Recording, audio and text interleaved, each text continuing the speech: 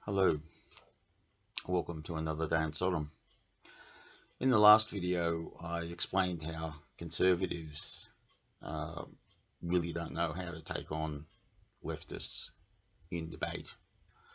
Uh, they let the leftists lay down the ground rules, dictate the terminology, and really flounder to sort of deal with leftists in this ideological war that's going on that people don't really even know that it's an ideological war, don't sort of understand the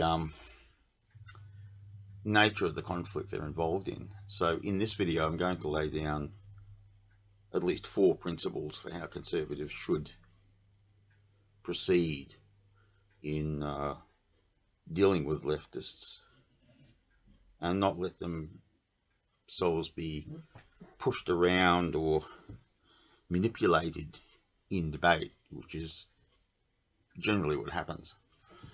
I was watching a video the other night about O.J. Simpson, and the video spends a lot of time relating the background of racial strife going on in America at the time O.J. Simpson committed the crime, and it was summed up very well in a cartoon in Australian newspapers at the time.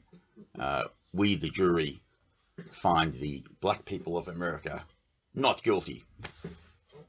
And that just about says it all. I was watching this video. They had the video. They replayed a video of the Rodney King incident, which you would think, this has been completely done to death. How much more can you say about Rodney King? I remember at the time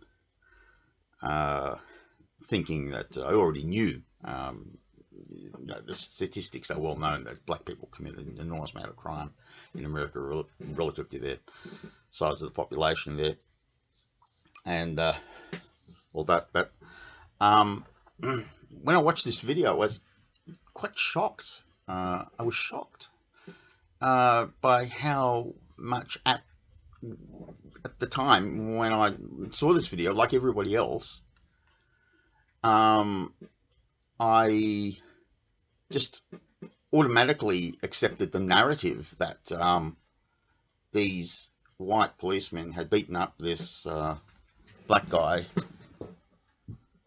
because they just hated black people so much, and that just seemed so obvious. And when I was watching this video, I thought, how do you get into the mind of these white cops and decide that they were just beating this guy up because he was black? I mean, firstly, he was actually a criminal. They were apprehending a miscreant, and cops do sometimes commit police brutality. They're just as likely to have performed this act against a white man as a black man.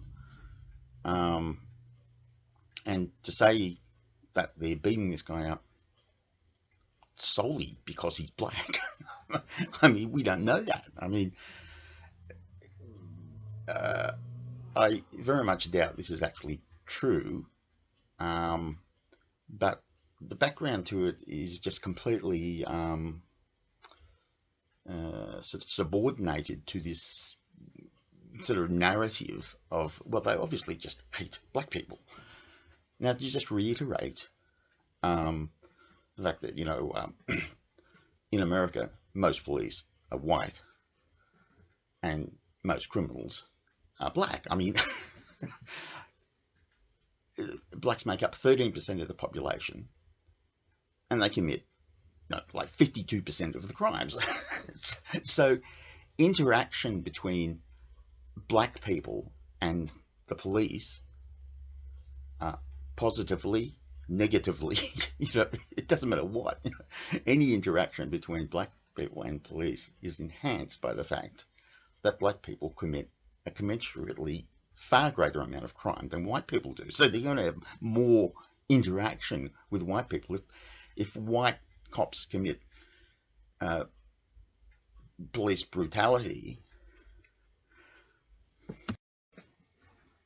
you know, it wasn't like they were just driving along and they saw this black guy and they just stopped the car and just started beating him up, you know, just some guy minding his own business, and yeah, they just thought they'd drag this black guy out of the car and just start beating him up. If white cops commit police brutality, it is not unlikely it's going to be directed towards black people. And this completely gets lost in this kind of narrative of white racism. This is what I mean when I talk about how we are being manipulated by leftists in debates, and the way we think, and our entire culture is dictated by their sort of mindset. Now, it's really deeply ironical that this documentary was about O.J. Simpson, you know, sporting hero, you know, wonderful guy, who murdered his wife. He was black and he murdered his wife, which is to say he committed a crime, which is what black people do, way out of all proportion to the size of their population. And in the documentary, you get this focus on problems black people have with white police because they commit crime, but that kind of just goes by the wayside.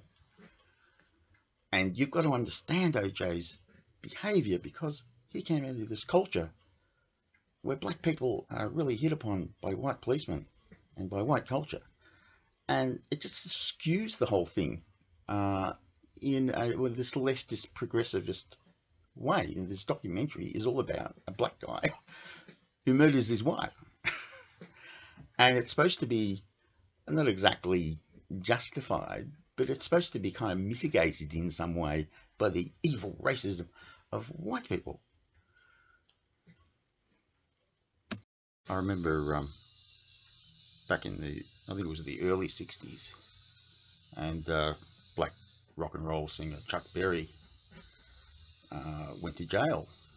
And you know, I wasn't even a teenager yet, and I thought, I mean, you know, rock stars and movie stars and all that didn't go to jail, but Chuck Berry was in jail. And I mean, I just couldn't process this, you know. I mean, it was just so outlandish.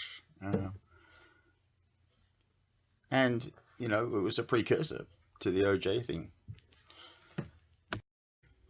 This brings me to 4 principles I've developed in how to debate with leftists and how to deal with these ideological arguments. Never apologize. Never play their game. Never accept that you were guilty until proven innocent. Never backpedal. Don't go back 1 inch. Stand your ground. Thirdly, never accept leftist sloganeering. Never accept their terminology. Always get them to explain what it is they think they mean. And fourthly, always have facts and research nailed down, because they don't know how to deal with this. They don't expect to meet this kind of opposition. Back in the 60s, when I was dealing with leftists, there was this, at least a veneer of coherent argumentation that they thought they had to come up with. But leftism has come to so dominate our culture that leftists don't really think. They don't even pretend to think anymore. They don't even bother to come out with coherent arguments. It's just sloganeering all down the line. And if you come to an argument with some facts, figures, research, data, it really does throw them into confusion. And that's one thing to keep in mind. Now,